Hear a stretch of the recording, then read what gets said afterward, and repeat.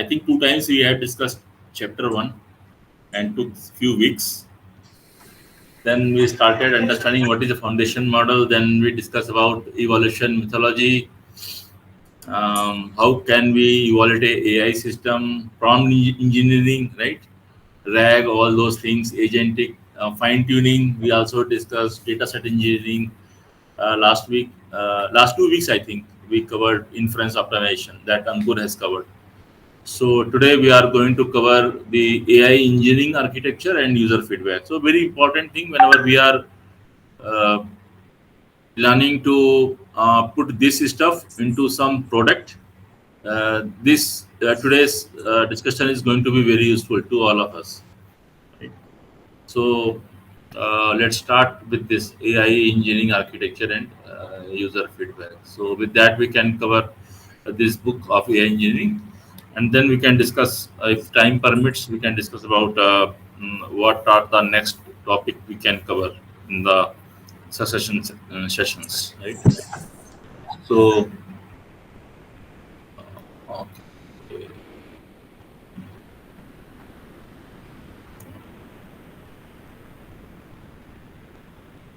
So what I did that instead of reading the whole this chapter, I referred to the summary and do some sort of highlighting here to discuss about this. So today we are discussing about AI architecture and user feedback. So this summary starts from this point. So in order to understand this thing, so I think the first session that we have taken in this series, so we started with what is system programming, right? So system is nothing but a group of components which are working together to achieve a common goal. So this definition was uh, many times discussed in our HBTI class of MCA, and it was revealed from Mr. VK Jain. जो set वाला कोई project था ना उसमें he discussed this in system programming. So here also the same thing is here, how all all the pieces are fitting into a common architecture. We are going to discuss that thing, and we are also going to discuss the user feedback. Means how this whatever stuff we are building is going to actually being useful to end user. We are going to discuss that thing. So and these two things means having a good design and having a proper and immediate and feedback and different metrics are going to help us to improve our system, right? So everything side, but what we have learned so far is that we have a component which is a model, and we give some query and we are getting a response. So this is a very basic we can say an architecture of any AI application, right? Prior to this, when in the traditional way of programming, what we are used to do, that we have a rule based programming language where we write some conditions in the form of if, while, for loops, and then we try to accomplish a given task. Here we just give a query in a user simple English language NLP, and then it is going to process it, and we don't know what is going behind and how. Means we are not worrying about the algorithms. So we only talk with a model. So this model is generated from the examples or the data sets, right? So we have different data using which we can. So there are different techniques using which we can create a model. And here the Gen AI model, we write a we request a query and we get a response. So this is a very basic simplest architecture.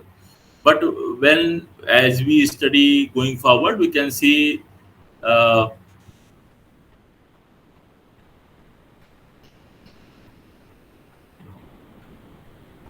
yeah. So there are various steps. So if we see here in the first diagram, so this query is given to this model, and this model is giving us some response. So this model can only tell only that thing which, for which this model has been trained. So suppose I have some my personal data, right? Or I want to provide some specific hints to my model, right? How can we provide that? So for that, the fundamental first step is to enhance the uh, context construction, right? So all the new addings to the previous are being shown here in the form of these white boxes, right? So like in the previous thing, we have seen that we given a query to the model and this model is giving us the response. But here if we see, we are trying to build a context. So from where we can build those contexts. So from some, we can store some information into our vector databases. We have some information into our SQL queries. We can fetch some information from the web search, which this model, that information this model don't have. We have some our private databases. We can provide our chat history. Using this, we can provide this context construction. So it means along with this query, we are giving some more information to that query so that I can get my response at as per my desire. So there are various techniques using which we can do this thing. One is RAG, where it is a retrieval augmented generation technique, where we actually uh, split a document into different chunks, and we loaded those chunks into VectorDB and do vector search to get the relevant pieces from that document, and then give as a my context information to my model, so that I can say, okay, these are my relevant information which is related with this query. Now, can you help me to uh, uh, provide me the right answer? And another is the very powerful technique is agents, where they are trained in some specific task, and they using those capabilities they can provide the uh, additional information from some external tools. For example, I have a REST API server, or I have some my local database, or some weather API, right? Or I can upload some document. For example, I have loaded my resume, and I want to ask some question, right? So in this stage, we are adding these additional information in my query to construct the my context. So this is first thing. Now, what happens now? Now, as soon as I added this three additional or this additional context construction layer, people can misuse it. They can inject some sort of additional value. So that is uh, sort of virus we can inject here. So we need to now build the guardrails where we can protect, so that any um, only the information that I can provide. So and another person can also provide some information, and they can also get any other information which this model is not supposed to give. So I think we have different techniques we have discussed in our RAG discussion, how we can use these guardrails to stop this unwanted information to be injected into the model API, right? So here also we can uh, because this guardrails is used to protect both our system as well as our users. So there are two fundamental techniques where we can put this guardrails, right? One is to so here if we see, right, so like if we using agent, so this agent is actually getting some information from some external world. So we should also be careful that from our system we should not release some any private information to these external APIs, so that this, because this is a some private information which we are not supposed to release outside our boundary, right? So how to cache that using this input guardrails we can do, or any malicious prompt if someone has entered here, right? So that can compromise our system. So that can also be caught from these input guardrails. And not only for the input thing, we can also put some guardrails at the output also. Like I can check the responses, whatever responses we are getting. from this model, and we can detect, we can find out any quality failures, like whether I am getting any empty response, or this model is returning some information which is PIE information, which is personal identifiable information, or some any other toxic content. So this sort of guardrails or checks we can put, so that we can protect our system, as well as we can get the right output. So in order to get the right output, what we have done, that we have construct this contest construction, right? And in order to protect this information, we are actually adding the guardrails. So if you see, we can add these guardrails after construction of this our context, and this output guardrail after the when we are getting the response from the model. So these two guards are standing before this model API to protect our system. And this scoring system is also, we can put this scoring, we can add here as well in the output. And but here also in the model API, author recommends that we can put the scoring here as well in the model. So what next? So now the thing is, when we put this guardrails, right? So what is the duty of a guard? Guard is say, okay, yes, you can go, or it can stop us. Like you are an unauthorized user and you cannot go there, right? So this restriction can cause some sort of frustration to the user experience, in case these guardrails are not properly implemented, or if we can have implement in a bad manner, we can provide some vulnerable information to this. Yes, Nihar sir. So maybe I missed that. What is the purpose of input guardrail? Output I can understand. What is the purpose of Input guardrail. input guardrails? Means, see, this information we are uh, giving to the model, right? And this information we are collecting from the That. different sources, right? Yeah. So we should also be careful that we should not pass any PII information to this model,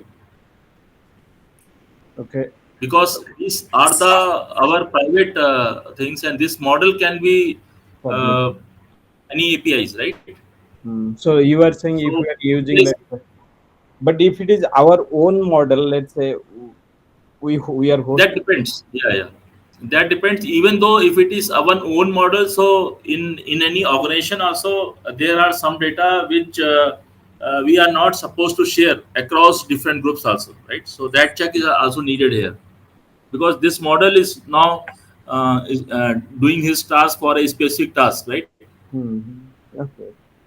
But in So real time, we use. I can understand output one, input one little bit. So Maybe. I will give you an example, sir. Like yesterday, I was talking to my neighbor. Like she is working for that. There's a company called UPMC Health big hospital. So they have implemented one data intelligence service based on AI. So she was saying like they guard that data intelligence service very much. Like you cannot touch the data. And so then yes, she gave the one example, like suppose because they process the health insurance claim, hospital they have their own insurance. So suppose if the user asking like what was my claim amount, right? So this query should give you the claim amount from your bill only, from your account. It should not bring the bill amount from your you should not ask this like, okay, can you give me the Deepak sir claim amount for this appointment? So who gonna restrict that? You can write any query. So that kind of restriction, I think they put an input guardrail. So I think that should happen before we even will go to the DAG system, like before you collect the data. So in this architecture, actually, sir, if you see, right, if you see this this model API thing, right? So we need to protect this. So that's why we are putting these two guards here, before this and after this. and we can treat it as our apartment. So if someone is coming to our apartment, so our guard is going to check, right? And as well as suppose some person is leaving from our house and he's taking some stuff, right? At that time also this guard is going to check, right? So that's why it's a sort of a security system we are putting into here, where we can actually protect this AI architecture, both as well as incoming as well as outgoing. Problem. Yeah. Yeah. So now the important stuff is not this model is not doing our job only for one thing, right? It can do multiple tasks. So the next step from here, after putting this guardrail, is to provide a gateway, provide a routing mechanism, so that we can have multiple models which we can refer, or we have multiple agents which we can refer, so that we can do some sort of routing to accomplish our task, right? For example, say here, like we have a chatbot of a customer support thing, right? So suppose a user want to reset the password, right? So our system should route them to the FAQ page, so that they can understand how we can reset a password and they can recover the password. Suppose they want to they have some billing mistake correction and they want that to be corrected. At that time, they can be connected with some human operator. They can understand, and they can on that they have a chat session, and then using that chat session they can correct that billing mistake.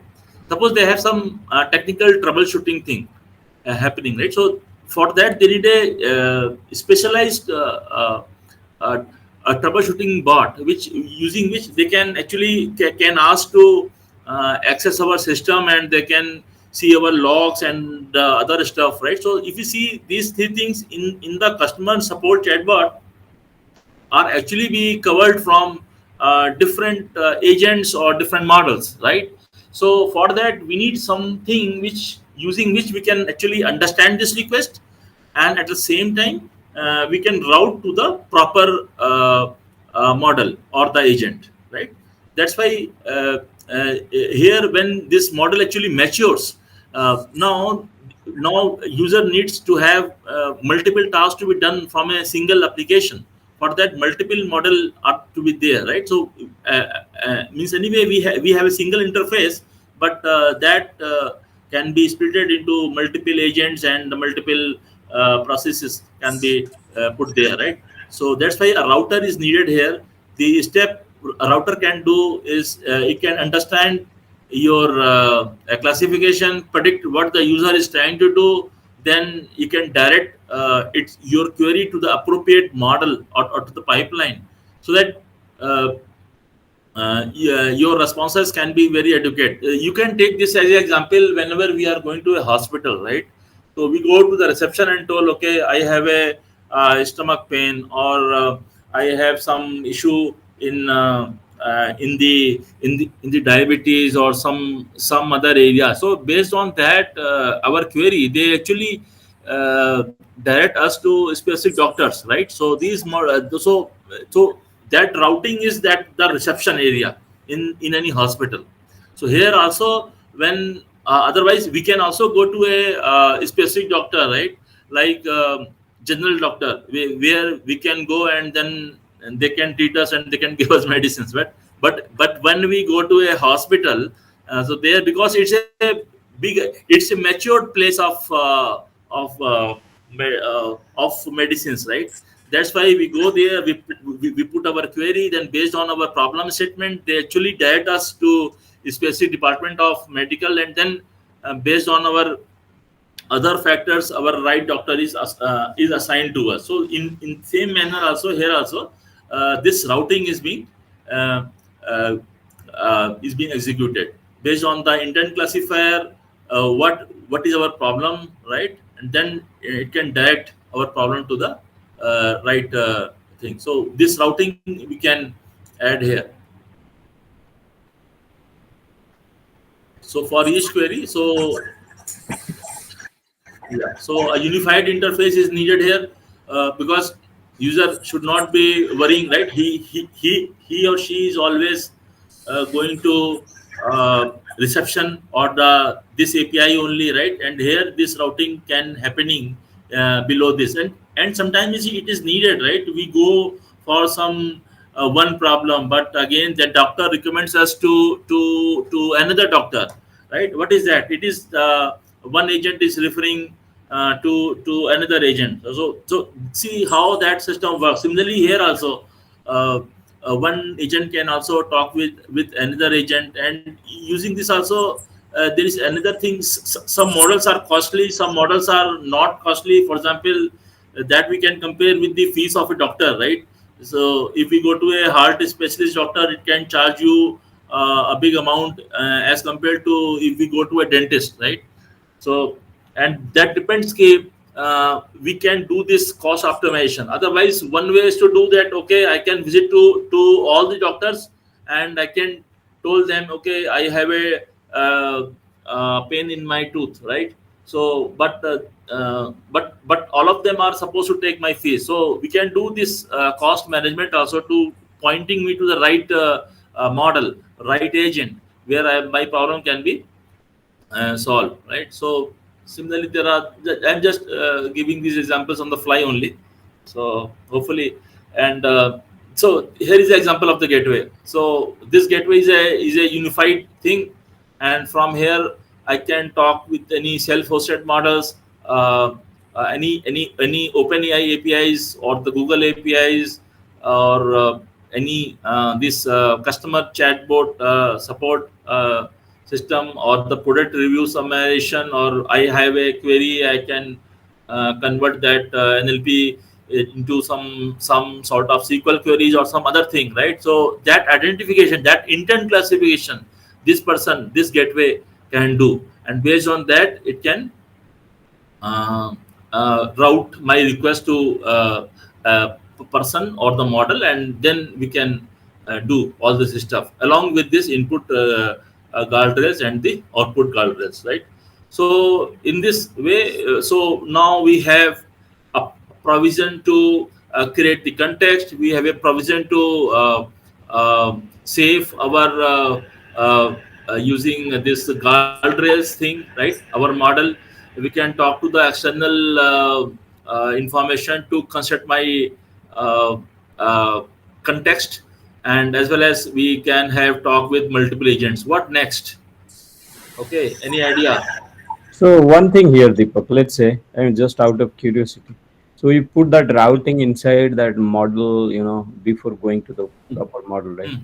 So, but do you Mhm. not think that context generation also depends on that one? Let's say you are going for a health reason, you are going for some study, let's say, some other region. Context will change accordingly, right? While you are generating from your DB or from agent or from Yes, anything. yes, yes. So that Mhm. is nothing such he didn't put. I mean, is it a deliberate thing or it didn't matter? Yes, right.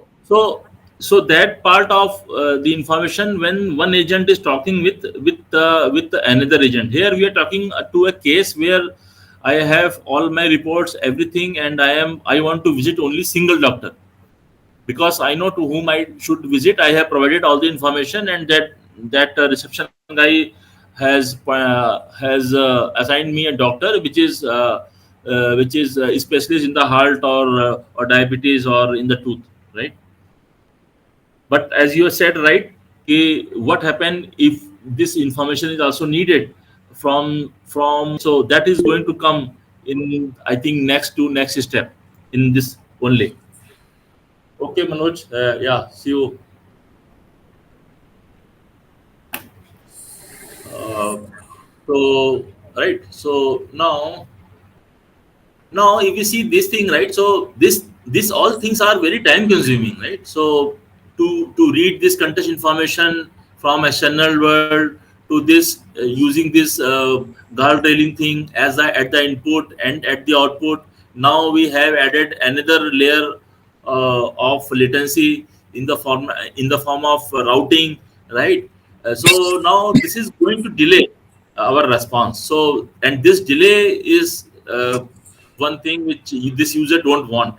He want that response to be very quickly, that like I just submitted, I should get it.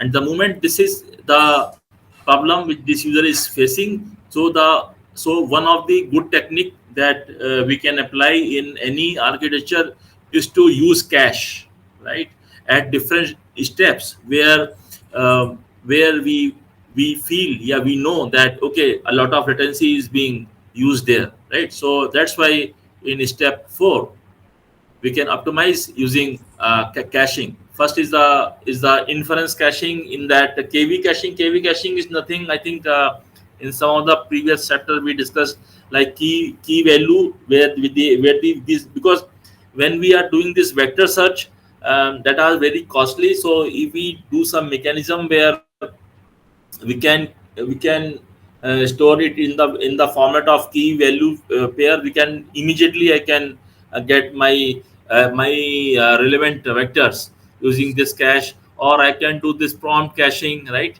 So and this inference caching and the system caching. So in the system caching we can actually uh, do this exact caching, or the semantic caching where we find a similar thing, right? So similar, but this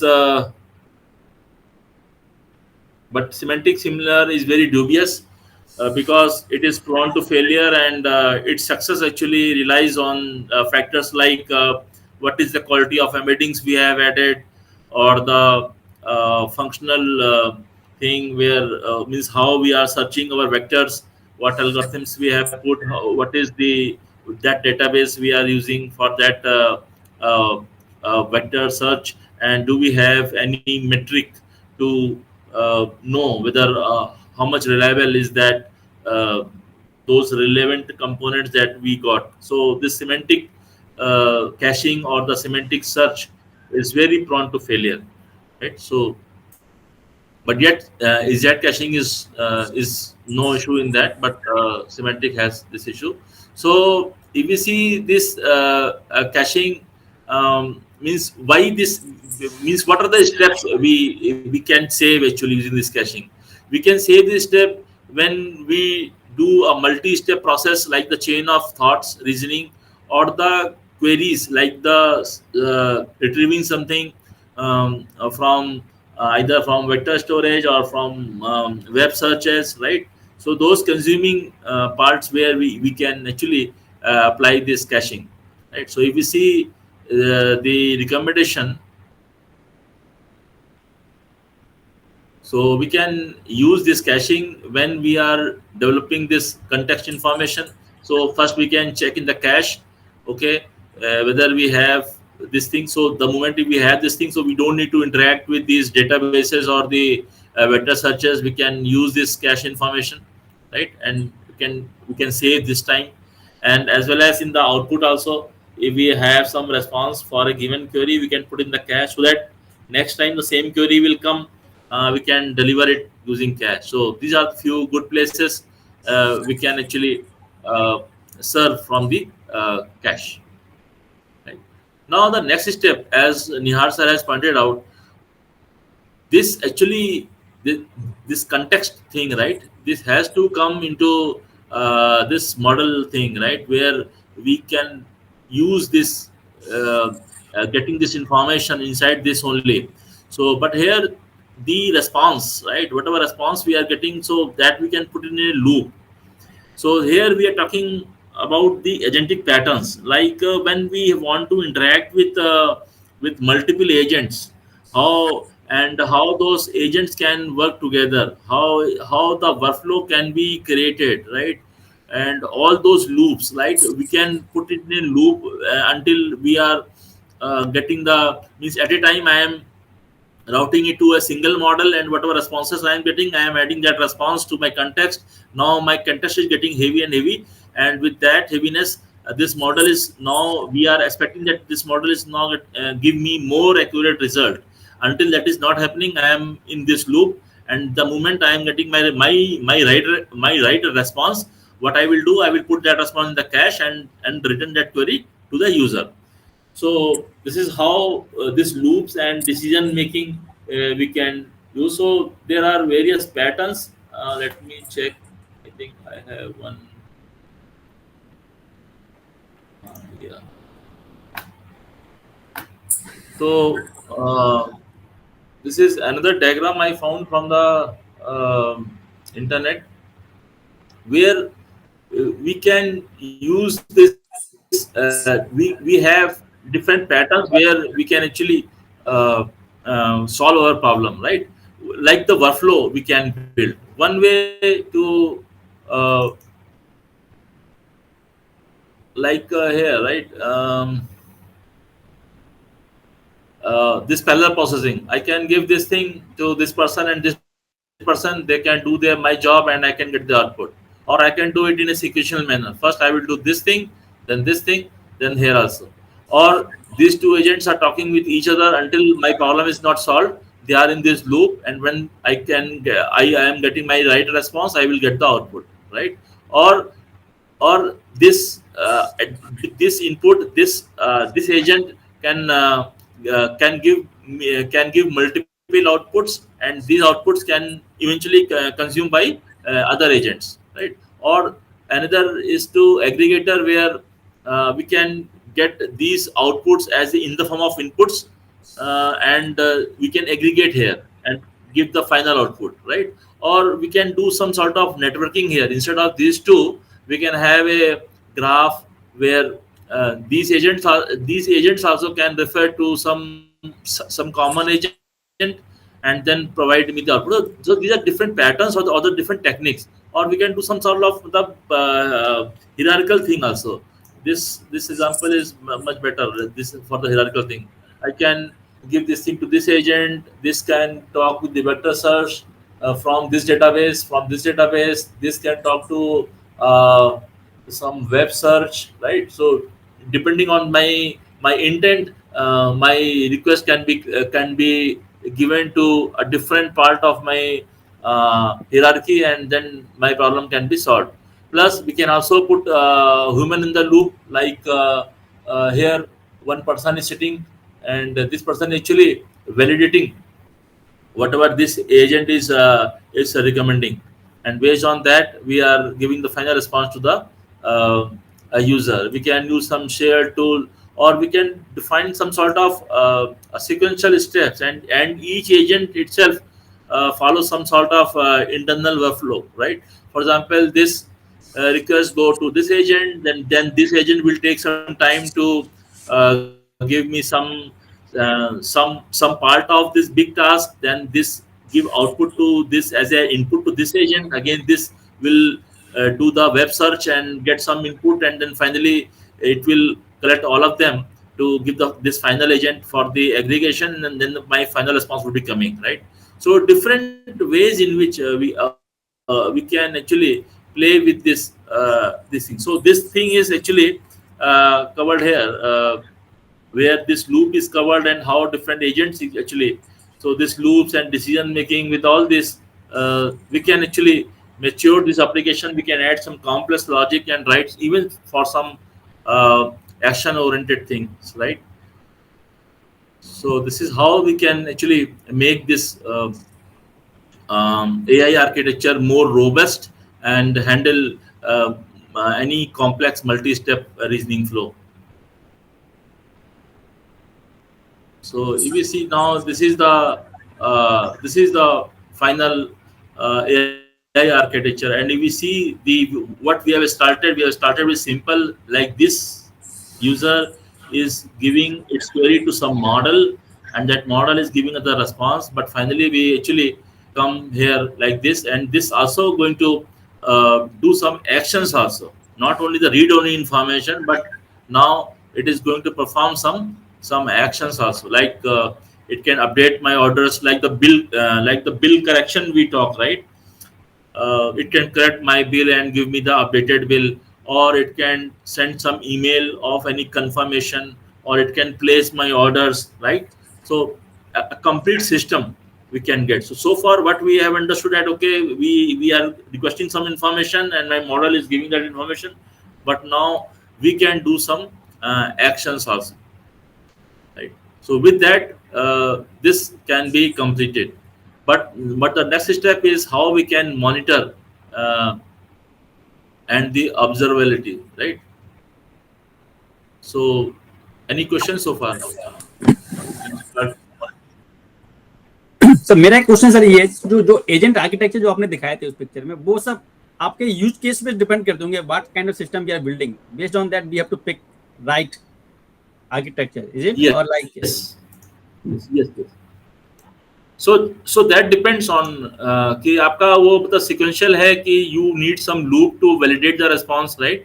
ये loop में क्यों बात कर रहे हैं आपस में? क्योंकि ये कुछ दे रहा है, फिर इसने कुछ इनपुट दिया, उसने उसका कंटेस्ट बनाया, फिर इसने कुछ किया, फिर इसको दिया. जब तक ये बंदा सेटिस्फाई नहीं होगा, ये इससे क्वेश्चन पूछा जाएगा. दिस इज समथिंग लाइक जो हम लोग मेकर और चेकर वाला काम करते हैं ना, जिसमें कि आपका कोई कोड है, राइट? आपको कोड चेकिंग करना है, आपने रिव्यू के लिए भेजा है, रिव्यू में कुछ कमेंट्स आए, आपने उन कमेंट्स को इनकॉर्पोरेट किया, फिर भेजा कोड रिव्यू के लिए. इसका मतलब ये थोड़ी ना कि अब कमेंट्स नहीं आएंगे. जब तक कमेंट्स आते रहेंगे, आपको बार बार वो कोड चेंज करना पड़ेगा और लूप में रहना पड़ेगा. जब ये बंदा बोल देगा रिव्यूअर कि now my this task has been completed, then only you can check in your code, right? Makes sense.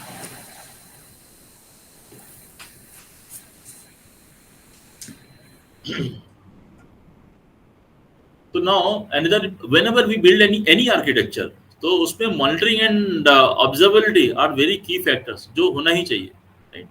So what are the importance of this monitoring and observability? Monitoring means we are tracking external outputs to detect something goes wrong, like knowing your car broke down but don't know why.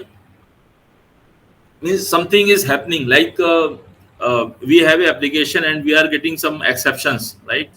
So there should be some system where I can monitor those exceptions or logs or any system failures. So for that, those monitoring, so that is just give us the indicator. And whenever we want to know what is the reason for that failure, then we come to more detailed observations where we get the sufficient information about its internal state so that we can diagnose that issue and take the proper action on this. So it means we have some sensors in the car where it can tell us, okay, which part has the problem, right? Then we can start working on fixing of that problem. So these are two fundamental things that we should always have in any architecture, this monitoring and observability. First to check the failure, second to analyze the failure, right? So in order to these two things, we have these simple matrices. First thing is mean time to detect, right?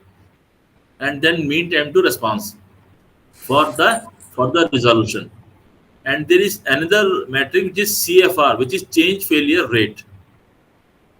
इसमें किसी ने काम किया है क्या CFR पे? So CFR will be the percentage of changes or deployments that result in failures requiring fixes or rollbacks.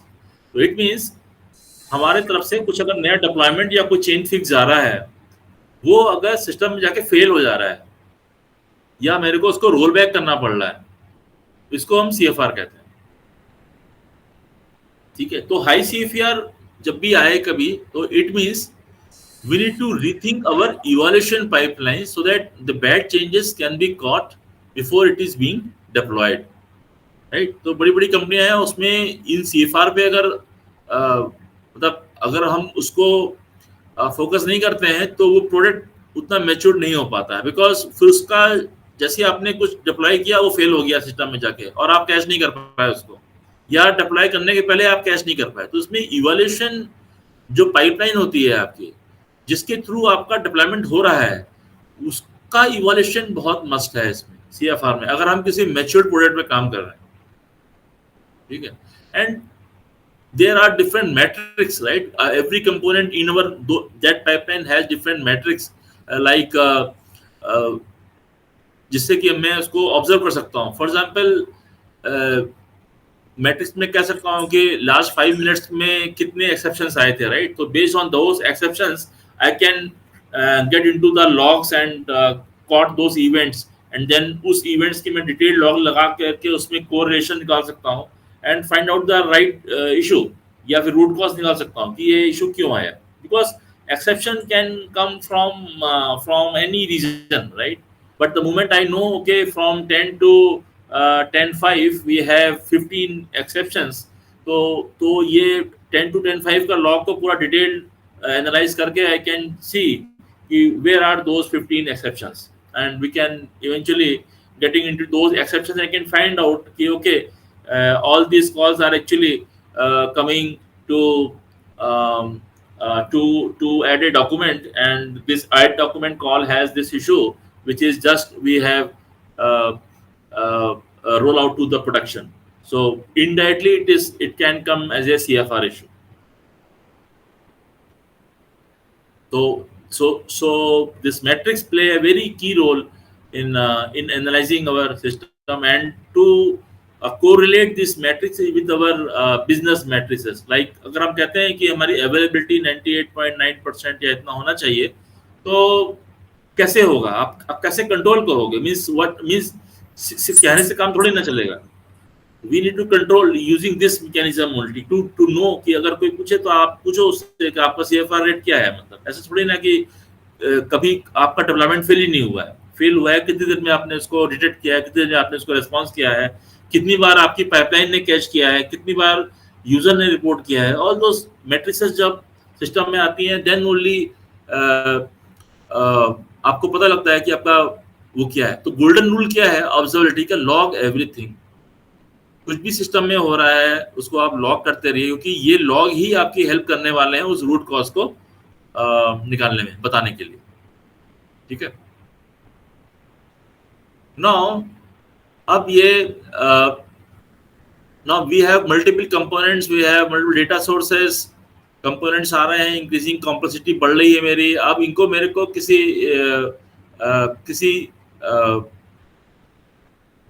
Orchestration में डाल करके इसको एक प्रोडक्ट का रूप देना पड़ेगा, राइट? तो उसके लिए हम लोग ये लैंग चेन है, लामा इंडेक्स है, they are different actually providers using which we can actually build the system. What next is again a crucial subject of this chapter is to get the user feedback. User को जो भी आप services दे रहे हो in the form of this AI architecture, how is valuable to them, right? And how we are actually collecting those feedback, right? लेकिन ये feedback है बहुत ही frustrating होता है, right? So whenever आप कोई कैब बुक करो और फिर कैब को छोड़ो, फिर नेक्स्ट टाइम कोई कैब बुक करो, आपको अर्जेंट हो, वो पूछे आपसे कि पिछले वाले कैब ड्राइवर का फीडबैक दो मेरे को, आपको कैसा लगेगा? राइट? या आपने कैब सर्विस अवेल किया, उसके बाद इमीडिएटली पूछता है, क्योंकि at that time user don't have any preference, right, कि मैं फीडबैक दूं. तो ये फीडबैक लेना भी सिस्टम में एक कला होती है. तो वो ऐसा लेना चाहिए जिससे कि यूजर फ्रस्ट्रेट ना हो और वो मतलब हैप्पीली आपको एक फीडबैक दे सिस्टम का, right? And this feedback is a very की कंपोनेंट फ्रॉम किसी प्रोडक्ट को बिल्ड करने से लेके उसको फर्दर स्टेबलाइज और उसको हाई क्वालिटी मेंटेन करने के लिए through out the life cycle. ये फीडबैक आपका बहुत ही स्ट्रांग होना चाहिए. And every feedback should be look at the high level authorities, जो भी इनके स्टेक होल्डर्स हैं, उन सबके पास जो है वो फीडबैक जरूर जाना चाहिए टू अंडरस्टैंड कि यूजर आपके प्रोडक्ट के बारे में क्या सोच रहा है, राइट? तो उससे बहुत आपको मैसेजेस मिलते हैं, ठीक है? And those messages are actually giving you the direction to build your product to the next level, right? तो एक तो तरीका ये होता है कि जो हम लोग इमीडिएटली ले लेते हैं वो होता है हमारा explicit feedback, right? Like thumbs up, thumbs down दे दो, या स्टार रेटिंग दे दो, या कुछ एक कमेंट्स में थोड़ा कुछ लिख दो आप, राइट? या कुछ इम्प्लिसिट फीडबैक्स भी होते हैं जो कि कहते हैं कि आपने you have started some task and immediately कुछ बीच में छोड़ दिया उसको, या कुछ आप उसको बार बार प्रॉम्प्ट के थ्रू उसको अपना क्वेश्चन को करेक्ट करने की कोशिश कर रहे हो, या आप कुछ मैसेज दे रहे हो कि मेरे को ये रिस्पॉन्स अच्छा नहीं लगा, इस तरह का बोल रहे हो, या आपके नेक्स्ट क्वेश्चन में कुछ आपके सेंटिमेंट्स आ रहे हैं, राइट?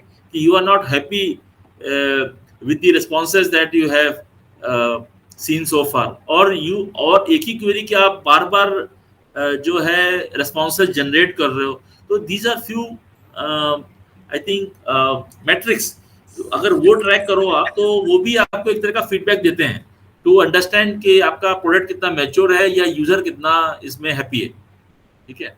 तो ये एक्सप्लिसिट तरीका और ये इम्प्लिसिट तरीका good way to actually get the feedback, and that can help to actually build the quality product, right? और फिर मतलब कन्वर्सेशन लेंथ कितनी रही है आपकी यूजर से, जब आप उससे बात, जैसे आप मतलब चैटबॉट से अगर बात कर रहा है, पता लगा 20-25 मिनट तक बात हो रही है एक से बिल इशू को फिक्स करने के लिए, तो वो भी इम्पोर्टेंट है कि मतलब इतना टाइम क्यों यूजर इसमें लगा रहा है, क्योंकि उसका मजबूरी है, उसके पैसे कम हो रहे हैं, तो वो तो टाइम लगाएगा आपके साथ, लेकिन आपका सिस्टम इतना टाइम क्यों लगा रहा है वो काम जो है फिनिश करने में। तो ऑल दीज फैक्टर्स जो भी हम एक्चुअली हमने लॉक कर रखे सिस्टम में, they are going to help us, they can provide the feedback. Actually feedback user directly आपसे बोले कोई जरूरी नहीं है, आप उसका इंटरेक्शन देखिए, उसको उसके जितने भी मतलब एक्टिविटीज हैं उनको मतलब इंस्ट्रूमेंट कीजिए, right, with that can give you better feedback about your product using this, right. तो there are different places where we can ask for this feedback अपना एक्सपीरियंस को शुरू करते समय, या कभी बीच में कुछ अनएक्सपेक्टेड हो जाए जो यूजर को पसंद ना आ रहा हो या स्लो टाइम हो रहा हो, इस तरह के कोई इश्यूज हो, तो उस समय भी हम यूजर से फीडबैक ले सकते हैं, राइट। या कुछ डिसीजन मेकिंग में उसने कुछ चेंज किया हो अपना तरीका, तो वहां भी उससे हम फीडबैक ले सकते हैं, so that we can understand his mindset actually.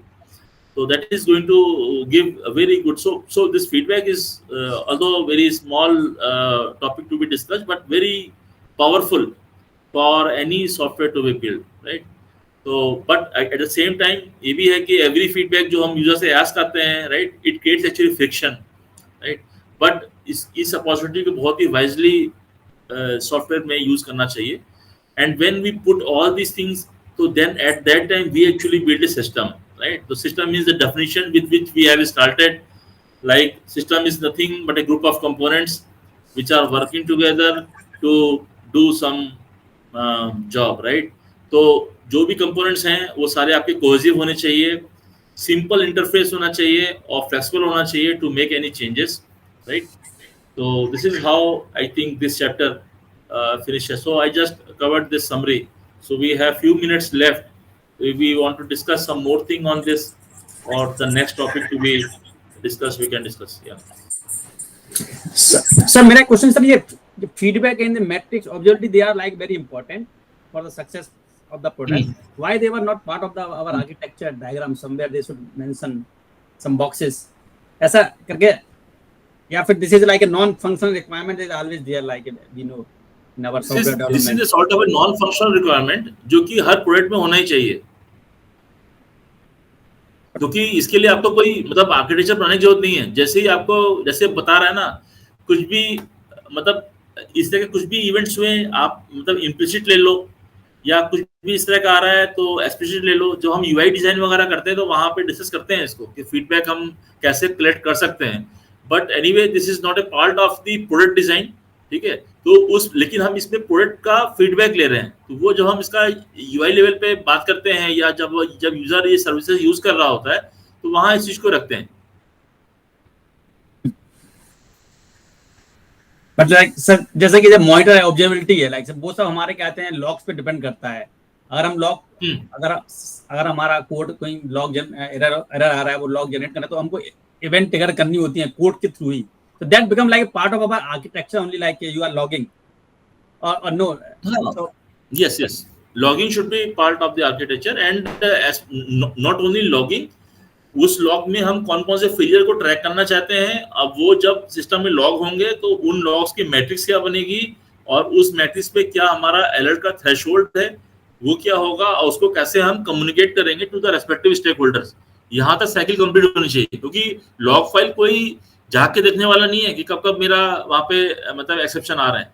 जैसे ही आ रहा है मेरे को पता होना चाहिए हमारे किसी सिस्टम के थ्रू, मेल के थ्रू या कोई हमारा डैशबोर्ड हो, जाके पता लगे कि आज दिन भर या अगले 5 मिनट में या हर घंटे में कितने एक्सेप्शंस आए हैं? मेरी कंपनी में ऐसे कुछ आजकल ये कुछ डेटा डॉग करके और सिमिलर काइंड ऑफ स्प्लैंक और समथिंग कुछ ऑब्जर्वेबिलिटी और मैट्रिक्स कलेक्शन टूल है ये सब। तो हाँ, इसमें हम किसी एक्सटर्नल टूल को भी यूज कर सकते हैं। अल्टीमेटली मेरे को तो ऑब्जर्व करना है ना, कोई जरूरत नहीं है कि उसके लिए मतलब हर काम के लिए कोड ही लिखना पड़ेगा। कोई अगर टूल है जिसमें इस तरह का मैकेनिज्म दे रहा है कि मैं अपनी लॉग फाइल का अगर एक्सेस दे रहा हूँ और वो टूल इतना इंटेलिजेंट है जो कि मेरे इस तरह की रिक्वायरमेंट पूरी कर देता है, जैसे कि मेरा मतलब इम्प्लिसिट फीडबैक निकाल दे, या मेरे लॉग्स में कहाँ क्रैशेस आ रहे हैं ये निकाल दे, या मेरे को तब क्लाइंट यूसेज पैटर्न बता दे, राइट। और ये जेनरिक है, कोई भी सॉफ्टवेयर बनाएगा तो वो तो मतलब चाहेगा ही, राइट। दैट्स व्हाई इस तरह के टूल्स मार्केट में आ गए हैं काफी।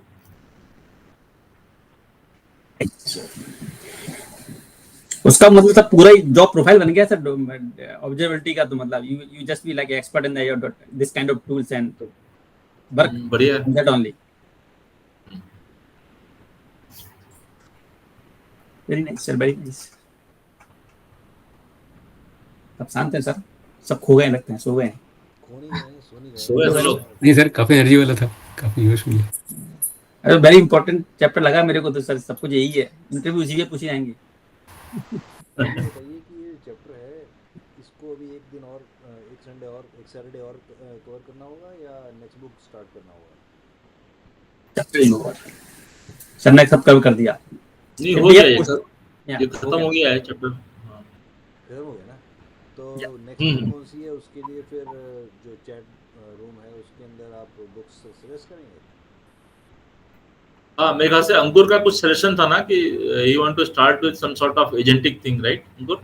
हाँ सर, मैंने बुक्स थोड़ा देखा but agents are so new, right, कि कोई अच्छी बुक मिली नहीं मुझे अभी तक। मतलब व्हाट एक चीज ये कर सकते हैं कि हम यूट्यूब के वीडियोस मतलब कुछ मीडियम के नोट्स शेयर करके उसके we can go through that. एक पॉकेट की बुक मिली थी बट वो बहुत थ्योरी ओरिएंटेड लगी मुझे, तो that's why I did not suggest. मैं ग्रुप में शेयर कर देता हूँ, अगर सबको सही लगता है तो we can start with that book, otherwise we can also discuss कि क्या पिक कर सकते हैं। हाँ, मेरे ख्याल से नेक्स्ट सेशन हम लोग इस पे रखते हैं, मतलब एजेंटिक एआई पे, क्योंकि अब जब भी कोई भी कंपनीज हैं जो कि अब वास्तव में अगर इस एआई टेक्नोलॉजी को अडैप्ट करना चाह रही हैं तो समवेयर डाउन द लाइन वो एआई एजेंटिक एआई पे जो है फोकस करना चाह रही हैं, तो that could be useful discussion for all of us. जो भी स्टफ है आपके पास या किसी और के पास, वो इसमें मतलब भेज सकता है, and someone can take a volunteer to actually lead the discussion, and all of us can share our thoughts on that. Sir ऐसा कर सकते हैं, जैसे एजेंटिक एआई के लिए हमें लैंग चेन और लैंग ग्राफ की जरूरत पड़ती है, तो उसका एक सेशन रख लेते हैं कि ऑफिशियल डॉक्यूमेंट के थ्रू जाएंगे हम और सारे कंपोनेंट वगैरह देखेंगे और उसका हैंड्स ऑन करेंगे। ये गुड डिसीजन सर, हां it's good decision, good idea. Like मेरा भी ऐसी आइडिया था कि मतलब ये लैंग चेन और हगिंग फेस पे ना सर ये पूरे कोर्स पढ़े हैं, how to build AI agentic system और एमसीपी सिस्टम, तो उनके चैप्टर बाय चैप्टर हैं। मतलब हम लोग उनको गो थ्रू करेंगे तो हमको एक हैंड्स ऑन ही मिलेगा और आइडिया भी लगेगा how they are building the systems.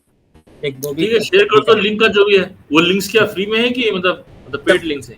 Free है सर, फ्री। मैं बस या फिर क्या दिक्कत है? ठीक है, ये शेयर करता हूं तो कोई सेशन ले लेंगे, चाहे मैं ले लूंगा कि एक एजेंट लैंग चेन का कि हैंड्स ऑन। राधा मोहन जो है आप ही स्टार्ट करो, फिर सब लोग गाड़ी बढ़ाते हैं इसमें। हाँ ठीक है, चलो तो मैं अगले सेशन को लेता हूँ, लैंग चेन से रिलेटेड है ये डॉक्यूमेंटेशन हम कवर करेंगे और कंपोनेंट करेंगे। तो 1-1 घंटे का क्लास है, तो